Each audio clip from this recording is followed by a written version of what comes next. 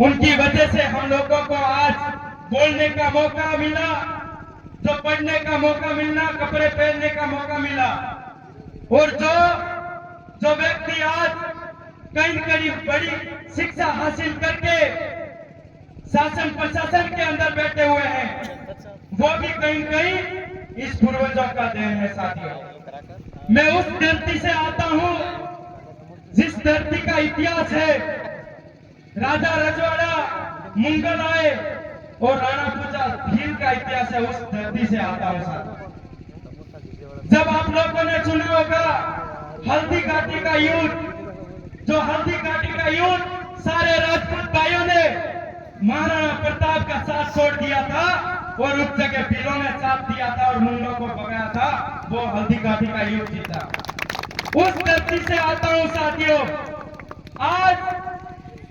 आज आपकी इस क्षेत्र के अंदर बात करें तो मुझे जानकारी मिली कि डैम बनने की बात चल रही है, तालाब बनने की बात चल रही है। जब वो बिरसा मुंडा, जब उस समय में अंग्रेजों के समय में उस बिरसा मुंडा ने, हम उनको भगवान नाम से पुकारते हैं, उस बिरसा मुंडा ने जमीन, जल जंगल जमीनों के लिए एक आंदोलन छेड़ा था। उस आंदोलन के लिए कई सारे हमारे आदिवासी समुदाय के, कई सारे हमारे भील भाई जो शहीद हुए और इस जमीन को नहीं दी।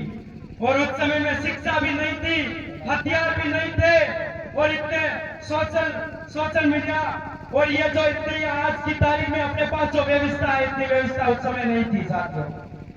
आज की तारीख में हमारे पास शिक्षा भी है, हथियार भी है, कानून भी है और हमारे जनप्रतिनिधि भी है। उसके बावजूद भी हमारी जमीन को लूटा जा रहा, विचार करने की बात है साथियों। हम लोग गलती क्या कर लेते हैं, कहीं कहीं सामाजिक एकता की बात आती है तो हमारे भाई समझते हैं कि ये बीजेपी वाले करवा रहे हैं, ये कांग्रेस वाले करवा रहे हैं। किसी पार्टी का विरोध नहीं करना चाहूंगा, लेकिन एक बात आइए कहना चाहूंगा साथियों।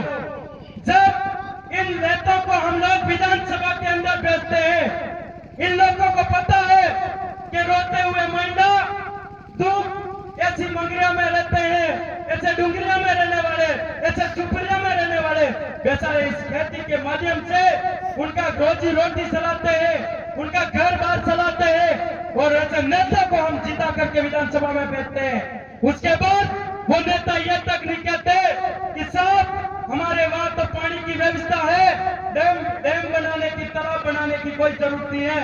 अगर तालाब बनाओगे, डैम बनाओगे तो वहां के मेरे विधानसभा के लोग बेचारे कहां जाएंगे रोते हुए। आज इतने बड़ी मुश्किल से 5 बीघा, 2 बीघा, 3 बीघा जमीन मिली है, वो जमीन भी, उस जमीन को भी लूटा जा रहा है। तो विचार करने जैसी बात है। मेरे नौजवानों को कहना चाहूंगा, हमारे बीच में पूर्व राष्ट्रीय संयोजक प्रदेश मुक्ति मोर्चा के मांगू दादा बैठे हुए हैं। हमारे उस क्षेत्र के अंदर भी आपके इस क्षेत्र के अंदर इस तरीके से जमीन लूटी जाती है। हमारे भी उस क्षेत्र के अंदर रिक्को का एरिया आता है, कभी रिक्को वाले आते हैं, कभी मांस वाले आते हैं, कभी तालाब वाले आते हैं, कभी वन विभाग वाले आते हैं, कभी क्या क्या लोग आते हैं, हमारे आदिवासियों को लूटने का काम करते हैं। लेकिन धन्यवाद करना चाहूंगा आदिवासी परिवार को, जो आदिवासी परिवार के अंदर लोग जुड़े और जुड़ने के बाद जानकारी मिली, लोग जागरूक हुए और आज एक मैसेज डालते हैं तो डूंगरपुर बांसवाड़े की टीम आकर के हमारे लोगों को बचाते हैं। तो मैं यहाँ के साथियों को एक ही चीज कहना चाहूंगा, आपको मनमुटाव खत्म करना होगा। मनमुटाव खत्म करके आपसी भाईचारा कायम करना होगा। भाईचारा कायम करें और हमारी ऐसी कहीं आपत आती है तो आप मैसेज डालिए, आवाज डालिए। ये एमपी, गुजरात, महाराष्ट्र ये कोई अलग नहीं है, ये सब हम तो ये मानते हैं ये सब पूरा भील प्रदेश का एरिया है। अगर भील प्रदेश के अंदर हमारे समुदाय को, हमारे भीलों के साथ अगर आस आई तो हम लोग उन लोगों को छोड़ने वाले नहीं है। इसी आशा के साथ धन्यवाद। जय जोहार, जय आदिवासी, जय भील प्रदेश।